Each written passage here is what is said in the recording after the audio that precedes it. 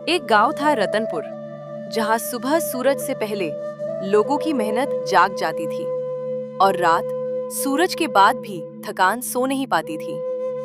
इसी गांव में रहता था एक गरीब किसान सूरज, जिसकी दुनिया देखने में बहुत छोटी थी, लेकिन उसके अंदर सपनों का आसमान इतना बड़ा था कि पूरा गांव भी उसके सामने छोटा लगने लगता था। उसके पास सिर्फ 2 बीघा जमीन थी, एक पुराना सा टूटा हुआ घर था और एक परिवार था, पत्नी गीता और छोटा बेटा अजय, जिनकी हंसी ही उसके जीवन की सबसे बड़ी कमाई थी। सूरज हर दिन सुबह उठता था, जब आसमान पूरी तरह उजला भी नहीं होता था। वो चुपचाप खेत की तरफ निकल जाता था, जैसे उसकी जिंदगी का असली रास्ता वहीं से शुरू होता हो। उसके हाथों में मेहनत के निशान थे, चेहरे पर थकान थी, लेकिन आंखों में उम्मीद अभी भी जिंदा थी। वो मिट्टी को छूकर बस इतना कहता था, जैसे किसी अपने से बात कर रहा हो। बस इस बार साथ दे दे, फिर मैं सब बदल दूंगा। समय बीतता गया, लेकिन हालात ठीक नहीं हुए। कर्ज बढ़ता गया, जमीन पर बोझ बढ़ता गया और सूरज के कंधों पर जिम्मेदारियां और भारी होती गई। गांव के लोग अब उसकी तरफ अलग नजरों से देखने लगे थे। कुछ लोग ताने मारते, कुछ लोग सलाह देते और कुछ लोग उसे छोड़कर शहर जाने को कहते थे। लेकिन सूरज की एक ही जिद थी, वो अपनी मिट्टी नहीं छोड़ेगा।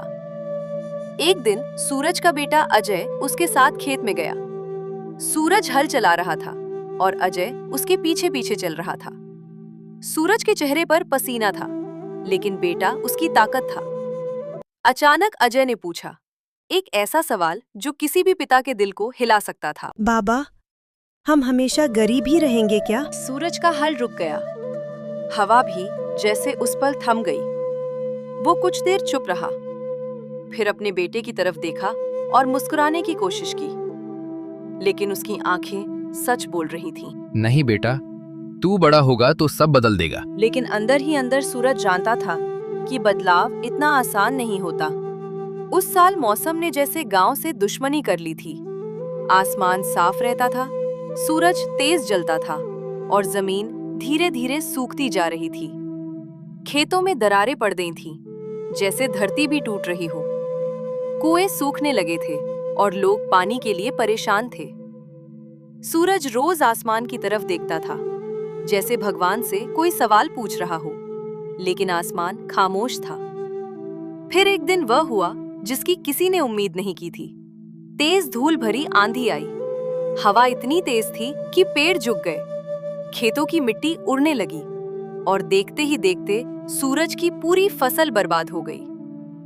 सूरज खेत के बीच खड़ा रह गया। उसके सामने उसकी महीनों की मेहनत मिट्टी में मिल चुकी थी। उसके हाथ कांप रहे थे और आंखों में सिर्फ खालीपन था। वह जमीन पर बैठ गया और पहली बार उसने खुद को पूरी तरह टूटा हुआ महसूस किया। अब क्या बचा है मेरे पास? घर लौटकर उसने कुछ नहीं कहा। गीता ने उसकी आंखों को देखकर सब समझ लिया। अजय भी चुप था, लेकिन उसके सवाल अब और बड़े हो रहे थे। कुछ दिनों बाद साहूकार घर आया। उसकी आवाज में अब धैर्य नहीं था, सिर्फ दबाव था। पैसा कब मिलेगा सूरज? बहुत दिन हो गए। सूरज ने हाथ जोड़ दिए।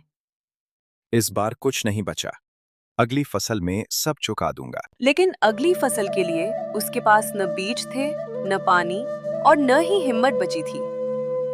गांव वाले अब उसे कमजोर समझने लगे थे। कुछ लोग कहते कि खेती छोड़ दे, कुछ कहते शहर चला जा।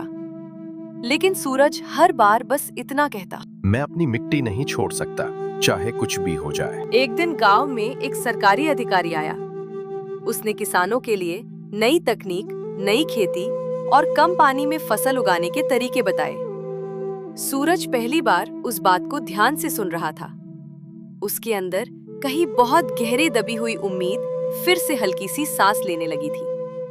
उसने सोचा कि शायद अभी सब खत्म नहीं हुआ है, शायद अभी भी कुछ बदला जा सकता है।